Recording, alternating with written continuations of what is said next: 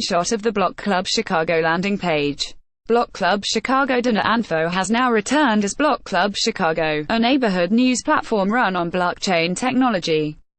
In November 2017, Joe Ricketts, the billionaire owner of various local news outlets around the country, shut them all down, just a week after the employees of one site voted to join a union. But now, from the ashes of one of those local news outlets, DNAInfo Chicago, a new non-profit neighborhood news website with the same mission has emerged. And it's powered by blockchain technology. DNAInfo was onto something. I think we proved that with the audience we built over such a short period of time, said Jen Sabella, one of the co-founders and the director of strategy of the new site, Block Club Chicago.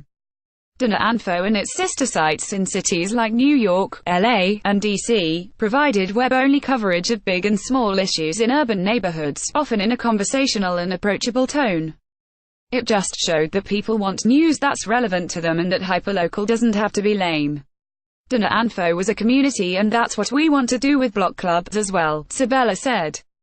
After DNAInfo shut down, its employees saw an outpouring of support and concern. Sabella said, there were people coming out of the woodwork just kind of asking, what can we do? Like, what do we do to help you guys? We want to get it back. She and other former employees started taking a lot of meetings with potential funders. And after hearing out venture capitalists, non-profit representatives, and others, they settled on a grant from Civil, a decentralized blockchain-based platform offering an interesting, new model to fund journalism. They ended up being the best match. Sabella said. They kind of hit everything that we wanted, our ability to be a non-profit, our ability to continue covering the news we wanted to, and they weren't doing the thing that everyone likes to do, which is to say, let's scale this in 2 years and open in 25 cities. We just wanted to make this work in Chicago, and they respected that. Block Club Chicago, which is set to go live in April, has 3 co-founders, Sabella, Seamus Toomey, and Stephanie Luley. They currently have 5 neighborhood reporters on staff, and are looking to hire another one with the $120,000 plus in funds they've raised through their 3-day-old Kickstarter campaign. We truly believe that going to the readers and asking them to support it is going to be a much more functional model. The outlet plans to take a boots-on-the-ground approach, assigning each reporter to a neighborhood, and seeking to create personal connections between the people living in those areas and the journalists covering them. Neighborhood news is one way we make a city legible. It serves as a public record and a reminder that people are paying attention to what's happening in their neighborhoods, Mauricio Peña, one of the new reporters, said in an email statement. Everyone deserves to have a record keeper to make sure elected officials are doing their jobs, and residents are made aware of the things happening on their block. To access the content, readers will be asked to subscribe with the option to pay via credit card or cryptocurrency at rates decided by Block Club Chicago. We truly believe that going to the readers and asking them to support it is going to be a much more functional model than going to advertisers and hoping that they can get value out of a banner ad that people may not click on, said Toomey, who is also the editor-in-chief of Block Club. He and his colleagues are working out a way for readers to donate subscriptions to folks who cannot afford to pay. The website will be housed on Civil's platform, which the company's CEO Matthew Ives describes as a decentralized marketplace for sustainable journalism.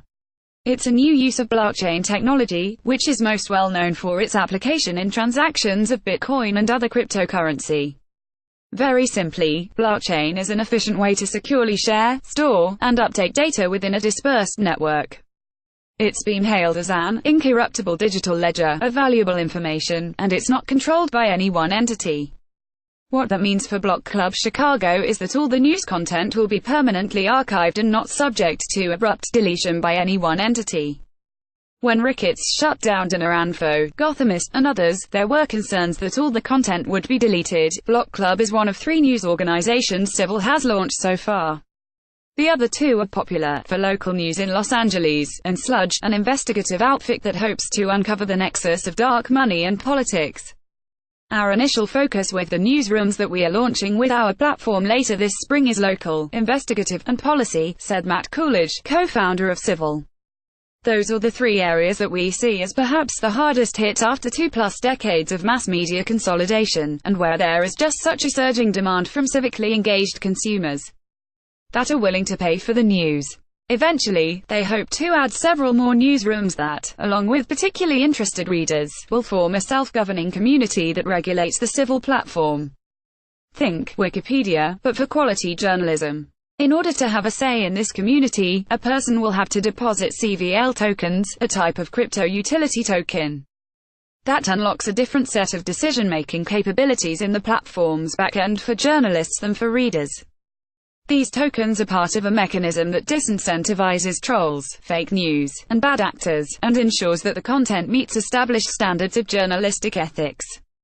The CEO, explains the various layers of engagement with the platform in our Medium post. We found that the waterline concept is a helpful way to break down how our ecosystem will take shape as Civil grows. Readers and supporters, the largest contingent, will visit Civil solely to access and support good journalism.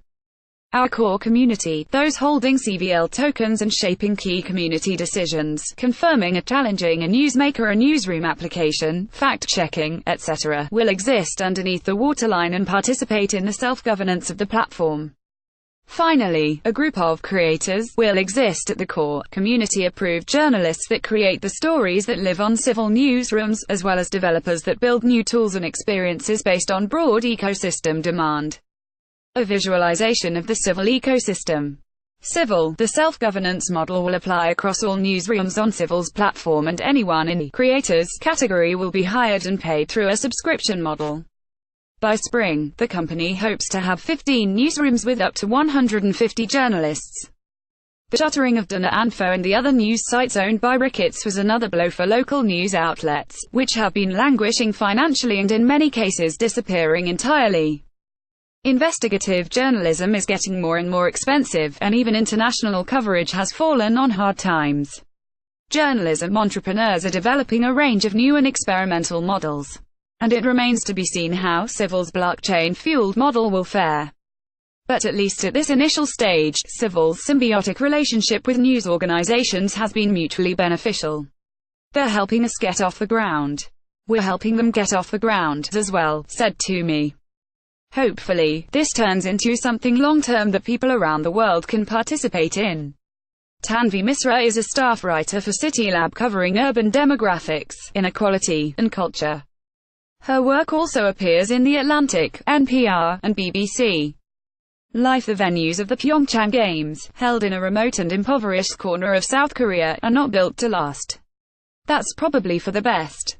Design. A billion kids are now growing up in urban areas. But not all cities are planned with their needs in mind. Environment. Chris Swan is spending years studying a unique ecosystem, the vacant lots of Baltimore, looking for the best ways to bring the city's dead spaces back to life. Equity. A debate rages over the department's request for a $1.4 million analytics tool that would let undercover accounts monitor users' locations, associates, and even moods. Life. The co-working company sells a somewhat uneasy combination of capitalist ambition and cooperative warmth.